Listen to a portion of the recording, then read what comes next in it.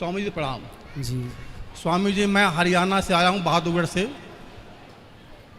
और आप कथा हम करीब एक साल भर से सुन रहा हूँ।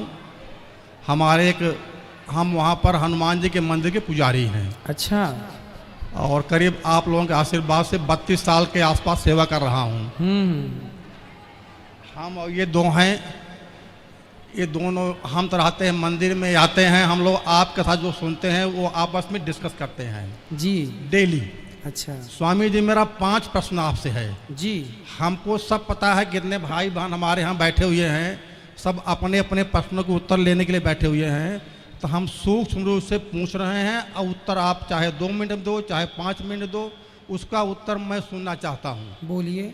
एक मेरा जो लास्ट वाला प्रश्न पहले बता दे रहा हूँ मैं। कई कथाकार हमारे पास गए, मैंने उनसे प्रश्न पूछा लेकिन उनको प्रश्न का उत्तर नहीं दे पाए जी।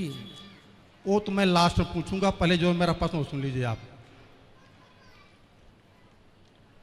पहला प्रश्न मेरा स्वामी जी है, गुरु जी है कि जीवात्मा और आत्मा में क्या अंतर है, मोक्ष किसका होता है?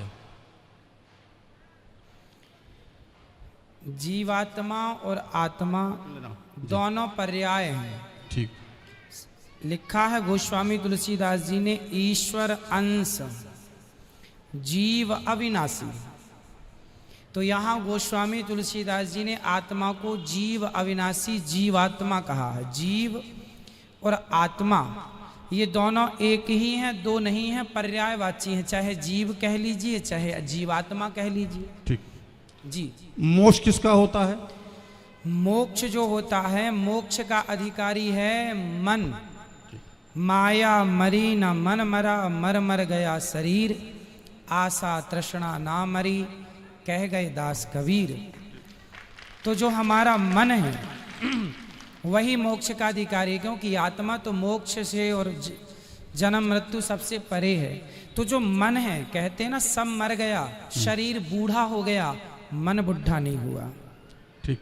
तो मन को ही सारा सुख दुख मिलना है। ठीक।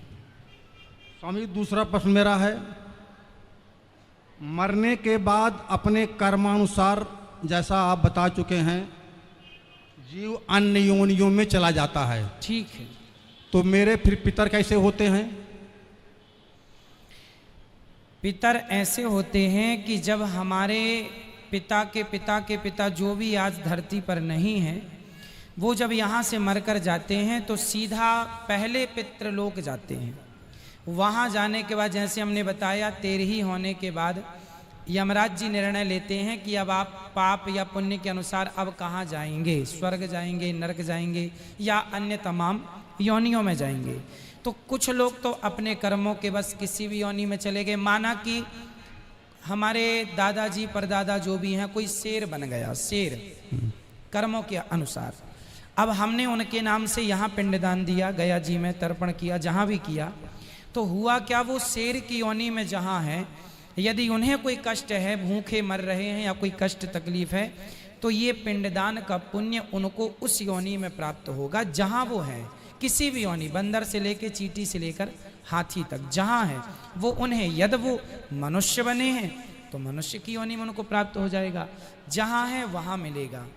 ठीक है। परंतु कुछ लोग ऐसे होते हैं, ट्रेन लेट होने से हमें स्टेशनों में एक वेटिंग रूम बनाया जाता है, वेटिंग हॉल बनाया जाता है, जहाँ ट्रेन लेट हो गई तो आप वेट कर सकते हैं। उसी प्रकार किसी व्यक्ति, हमारे पिता के पिता, किसी के पाप पुण्य का कोई निर्णय किसी कारण ना हो पाए तो वो पितृलोक में होते हैं, और हम यहाँ से यदि उनके लिए कुछ करते हैं तो उनका उद्धार हो जाता है। जैसे कुछ दिनों के लिए ईश्वर ने ये विधान भी रखा है, नचिकेता को ये बात यमराज जी ने बताई है। नचिकेता के संवाद में ये सब कुछ स्पष्ट है कि हमारे जाने के बाद ये जरूरी नहीं है कि मरने के तुरंत बाद हमारा पुनर्जन्म हो जाएगा, कहीं भी जरूरी नहीं है। हो सकता है 2 साल तक ना हो सकता है 10 साल तक ना हो, और हो सकता है 100 साल तक हम वेटिंग रूम में इंतजार करें अपने नंबर का। तो उन दिनों यदि हमारे पुत्र कोई तर्पण पिंड दान करता है तो वो हमें प्लस होके, जैसे बच्चे को 33 नंबर में पास होना है, परंतु 31 नंबर आए हैं तो मास्टर जी अपनी तरफ से 2 नंबर दे देते हैं। दे देते हैं और ग्रेस लगा के पास कर देते हैं। उसी तरह मेरा जरा सा कोई पुण्य रह गया तो उस पुण्य के कारण मुझे वेटिंग रूम में डाल दिया जाएगा कि आपके बच्चे यदि आपके लिए कोई पुण्य करते हैं तो वो पुण्य मिला के फिर आपका मोक्ष या स्वर्ग की प्राप्ति करा दी जाएगी। तो उस इंतजार में हम पितृलोक में रहते हैं। हम बच्चों को कहते हैं पुण्य करो, हमारे नाम से कुछ करो। जब नहीं करते तो वही पितृ फिर नाराज होके उन पर फिर गलत प्रभाव छोड़ने लगते हैं। उसी को पितृ दोष कहते हैं। अगर कोई वेटिंग लिस्ट में ना हुआ हो तो फिर बता चुका मैं कि वो शेर बन गया होगा तो उसको तो रूप में प्राप्त हो जाएगा वो। तो उसके निमित्त भाव कथा सुनने से क्या फल मिलेगा फिर? किसको? भागवत कथा जो पोथी बैठा सुनते हैं तो क्या फल मिलेगा? आपने देखिए होता क्या है कि आपका कोई अपना आदमी अमेरिका में है और आपने उसके खाते में पैसे डाल दिए तो उसके खाते में तुरंत पहुंच गया कि नहीं। अब वो उस पैसे से शराब पी ले या दूध पी ले या रोटी खा ले या मांस खा ले, आपने तो पैसे भेज दिए, अब वो उसका उपयोग अपने ढंग से करेगा। उसी प्रकार हमने तो पुण्य कर दिया अपने पूर्वजों के लिए, अब वो शेर बने हैं तो उनको मांस मिल जाएगा, गाय बने हैं तो चारा मिल जाएगा, इंसान बने हैं तो 56 भोग मिल जाएगा। ठीक।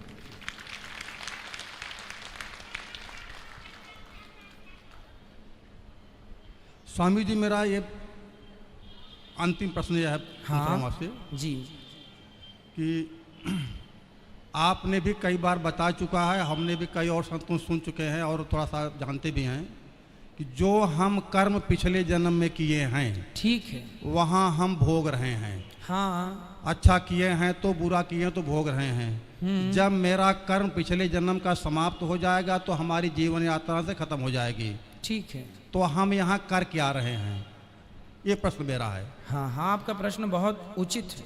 ये मैं कर क्या रहा हूँ? हम मारा जा रहा हूँ तो फिर जब मारा गया, दशरथ जी को ऐसा कर मिला तो फिर कर मिला, तो हम यहाँ पर कर क्या रहे हैं, ये प्रश्न मेरा है। ये देखो इसका नाम ही है कर्म भूमि, है ना, जिसे हम मृत्यु लोक कहते हैं, इसे कर्म भूमि भी कहा जाता है। कुल मिला के हमने जो पिछले जन्म में किया अच्छा या बुरा वो तो हम आज पा रहे हैं। इसीलिए आज आपने देखा होगा सबकी स्थितियां अलग अलग हैं। हाँ। कोई अमीर है, कोई गरीब है, कोई 2-2 रोटी को मोहताज है, कोई 56 भोग खा रहा है। तो ये क्यों हो रहा है? ये पिछले जन्म में आपने जो किया था, एक आदमी चावल ही चावल खा रहा है तो किसी ने कहा रोटी भी तो खा, बोले चावल की खेती अभी हुई है सो घर में चावल है, चावल खा रहा हूँ, गेहूं बो दिया है, जब गेहूं कटेगा तो रोटियां खाऊंगा। तो जो कल किया था वो आज पा रहे हैं, जो आज करेंगे वो आगे पाएंगे। को ना काहू को सुख दुख कर दाता, निज कृत कर्म भोग सब भ्राता, ये लक्ष्मण जी कह रहे हैं। कोई व्यक्ति किसी को जरा सा सुख नहीं देता, जरा सा दुख नहीं देता, प्रत्येक व्यक्ति अपने किए कर्मों का फल भोगता है। यहाँ तक कि राम जी को भी अपने कर्मों के कारण राम बन के आना पड़ा, सीता के पीछे घूमना पड़ा, सीता सीता। नारद जी ने श्राप दिया था, उस श्राप के कारण राम जी को आना पड़ा और सीता की खोज करनी पड़ी, और हनुमान जी का भी सहारा लेना पड़ा क्योंकि श्राप था। सीता माँ को भी वनवास हुआ इसलिए कि उनको भी श्राप था। एक तोती ने श्राप दिया, पद्म पुराण में कथा है कि सीता जी ने एक तोती को पिंजरे में बंद कर लिया तो तोती तड़प तड़प के मर गई, चूंकि वो गर्भवती थी। कहा था छोड़ दो, सीता जी ने कहा तुम अच्छी कथा सुनाती हो, सुनाती रहो। तड़प तड़प के मर गई। तोते ने श्राप दे दिया, बद्दुआएं कि जाओ, जैसे हमारी पत्नी को गर्भ अवस्था में आपने हमसे दूर किया, जब आप गर्भवती होंगी तो आपके पति दूर कर देंगे। ये घटना पद्म पुराण में लिखी है। तो सीता जी को भी कर्मों का फल भोगना पड़ा, जो पिछला किया था आज मिल गया। तो कुछ कर्म ऐसे होते हैं जो आज के आज ही हमें मिल जाते हैं हाथों हाथ, कुछ पिछले जन्म का आज, आज का कल। अब आप कहेंगे तो ये चक्कर चलता रहेगा? हाँ, तब तक चलेगा। कब तक? कबीरदास जी कह रहे हैं, चलती चक्की देख कर दिया कबीरा रोए, दो पाटन के बीच में साबुत बचा न कोय। पुनरपि, आद्य शंकराचार्य जी कह रहे हैं, पुनरपि जननम पुनरपि मरणम पुनरपि जननी जठरे शयनम। ये जन्म मृत्यु चल रहा, सब पिस रहे हैं। बोले कैसे बचेगा? बोले भज गोविंदम गोविंदम भज मूढ़ मते। यदि कोई भगवान की शरण में चला गया तो वो जन्म और मृत्यु के चक्कर से बच जाएगा। इसलिए कथाएं, कीर्तन, भगवान की शरणागति, जब कबीरदास जी रोने लगे, चलती चक्की देखकर दिया कबीरा रोए, रोने लगे, तो उनके पुत्र ने पूछा, कमाल, कबीरदास जी के पुत्र का नाम था कमाल, पिताजी आप क्यों रो रहे हैं? पिता ने कहा, बेटा सब लोग जन्म लेके मर रहे हैं, सब अपना भोग भोग रहे हैं, कैसे इनका उद्धार होगा? तब कमाल ने कहा, चलती चक्की चलने दे, पिस पिस आटा होए, कीले माही जो रहे, बाल न बांका होए। वो चक्की में कील होती है ना बीच में, उस एक में पहिया दूसरा फंसा रहता है, उस एक के पास जो गेहूं चला जाता है, कितना भी चले चक्की, वो दाना नहीं पिसता जो एक के पास होता है। उसी प्रकार जो एक परमात्मा की शरण में रहेगा, वो जन्म मृत्यु के चक्कर से छूट जाएगा, सदा भगवान के धाम को चला जाएगा। स्वामी जी, संतुष्टि हमको नहीं हुई, हम कर क्या रहे हैं? आपने सीता जी को उदाहरण दे दिया, ठीक है, सीता जी ने ऐसा गलत काम किया, उनको भोगना पड़ा, ठीक है, गलत काम किया, उनको भोगना पड़ा, ठीक है। हम जो है, आप यहाँ सब बुरा मत हम मानना, कर क्या रहे हैं? हम अपने पिछले जन्म के कर्मों को भोग रहे हैं। हाँ, भोग रहे। हाँ, तो फिर मैं कर क्या रहा हूँ? भोग रहे, भोग तो रहे हैं। अब अच्छा जो आज करेंगे वो आगे आपको मिल जाएगा, बुरा करेंगे वो भी आगे मिलेगा। और यदि समर्पण भगवान के चरणों में अपना पाप पुण्य, प्रभु मैं आपका हूँ, मैं आपको कभी भूलूं नहीं, यदि अपने आप को उठा के भगवान के चरणों में समर्पित कर देंगे, तो पाप पुण्य दोनों से बच के मोक्ष की प्राप्ति हो जाएगी, भगवत धाम मिलेगा। ये सार तत्व है। आप कह रहे हैं प्रेजेंट में हम, वर्तमान में हम क्या भोग रहे हैं, क्या कर रहे हैं, क्या कर रहे हैं? मैं क्या कर रहा हूँ? मैं प्रेजेंट में क्या कर रहा हूँ? आप प्रेजेंट में क्या कर रहे हैं? आप और हमने अपने कर्मों का ये फल भोग रहे हैं। आपके कर्मों में वृंदावन का दाना पानी लिखा था, तो आप यहाँ आ गए अपना खाने पीने के। ये मेरे पिछले जन्म का संस्कार था। नहीं, हाँ। हमारी आपकी पूरी हिस्ट्री, हाँ। हमारी पूरी कहानी लिखी हुई है, किस तारीख को आपको कहाँ जाना है, क्या जाके क्या बोलना है, क्या करना है, ये पहले से तय है। तो आप पहले से जो तय था, अच्छा तय कहाँ से हुआ? आपके कर्मों को देखकर। पिछले जन्म जब आपका यमराज के पास, जब आप पिछली बार मरे होंगे ना, और मर के जब यमराज के पास गए होंगे, तो आगे जन्म की पूरी आपकी कहानी लिख दी जा चुकी होगी कि आप अगले जन्म में अब मनुष्य बन के जाएंगे, आज फलानी तारीख को आप जाके अनिरुद्धाचार्य जी से ये सवाल करेंगे, ये उत्तर मिलेगा, इसके बाद आप यहाँ जाएंगे, यहाँ खाएंगे, ये पानी पिएंगे, सब कुछ लिखा है। क्यों लिखा है? क्योंकि पिछले जन्म के हिसाब से आपका ये लिखा गया है ना। अब यदि समर्पण कर दोगे भगवान में, तो ये सब कुछ डिलीट हो जाएगा, मोक्ष की प्राप्ति हो जाएगी, जन्म मृत्यु से खत्म। अब जो कुछ करें हम भगवान को समर्पण कर दें। हाँ, इसलिए कहता हूँ तुदीयम वस्तु गोविंद तुभ्यमेव समर्पय। जो भी अच्छा करो, जो भी करो, हम तो कहते हैं कर्म नहीं, अपने आप को उठाओ और भगवान के श्री चरणों में समर्पित कर दो, तो अपने आप अच्छे बुरे कर्म सब चले जाएंगे, फिर मोक्ष होगा। स्वामी जी, छोटा सा प्रश्न और जी। हम आपकी कथा से प्रभावित बहुत हुए हैं, हम लोग यहाँ पर पोथी पाठ बैठवाना चाहते हैं। ठीक है। दो सदस्य आए हुए हैं।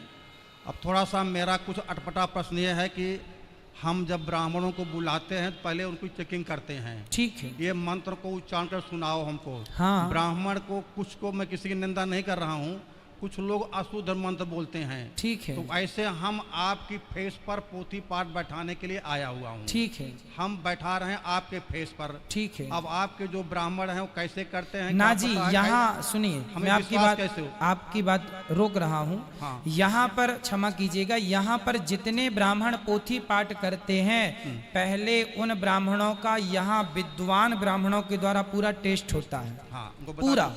आप यहाँ देखेंगे कथा होने के 3 दिन पहले से ब्राह्मणों का परीक्षण चालू होता है। सभी ब्राह्मणों से संध्या पूछी जाती है, संकल्प पूछा जाता है, और भागवत जी पूछी जाती है, ये वाला श्लोक सुनाइए, ये वाला पूरा शुरू से अंत तक कोई भी पन्ना खोल के दिया जा सकता, कोई भी श्लोक।